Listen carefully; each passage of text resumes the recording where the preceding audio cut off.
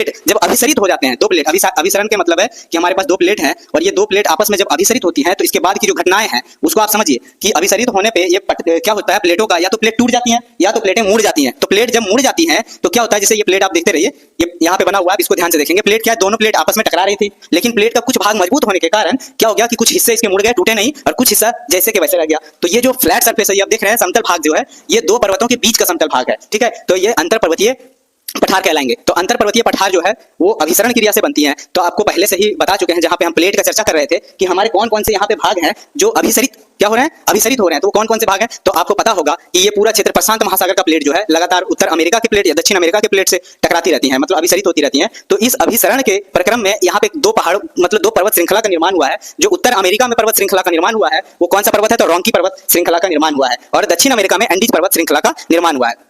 तो इसमें जो पहला पठार हम पढ़ रहे हैं अंतर पर्वतीय पठार, वो उत्तर अमेरिका में पढ़ रहे हैं और वो होगा कोलंबिया का पठार। तो आप इसको अच्छे से समझ पाएंगे कि क्वेश्चन ये आ रहा होगा कि कोलंबिया का पठार को आप कैसे कह सकते हैं कि वो अंतर पर्वतीय पठार है। तो आप समझिए, एक और रफ डायग्राम बनाते हैं आपके सामने, आप भी ऐसे एक रफ डायग्राम बनाया करिए अपने कॉपी में, ठीक है। अब क्या है कि जब यहाँ पे क्या हो रहा है, दोनों प्लेट आपस में अभिसरित हो रही हैं, प्लेटें यहाँ, तो यहाँ किस तरह के पहाड़ का निर्माण हो रहा है, तो एक वलित पर्वत पहाड़ का निर्माण हो रहा है। और इस तरह के जो हमने आपको पठार बताया है, ये पठार हमेशा वलित पर्वतों में पाए जाएंगे। जैसे मान लेते हैं ये दो जो हमारे प्लेट है आपस में टकराते हैं, टकराने के बाद कुछ इस तरह का रूप बना लेते हैं, ठीक है। इसके बीच का जो ये भूभाग है वो क्या हो जाता है, अंतर पर्वतीय पठार कहलाता है। और ये कब होता है, तो ये जो ये माउंटेन बना है, ये फोल्ड माउंटेन बना है, कैसा, वलित पर्वत बना है। तो दो वलित पर्वतों के बीच की जगह जो होते हैं वो क्या कहलाते हैं, ये वलित पर्वत के बीच के जो ये बीच वाले जगह है उसी को हम लोग क्या कहते हैं, अंतर पर्वतीय पठार के नाम से जाना जाता है। अब देखते हैं कि यहाँ तो फिर अंतर पर्वतीय पठार क्यों कह रहे हैं, क्योंकि यहाँ पे हमारे पास क्या होता है, एक रॉकी पर्वत श्रृंखला का निर्माण है। क्या है, रॉकी पर्वत श्रृंखला का निर्माण है। लेकिन ये जो पर्वत श्रृंखला का निर्माण है, ये पर्वत श्रृंखला तीन अलग अलग काल के पर्वत के श्रृंखलाओं से मिलकर बना हुआ है।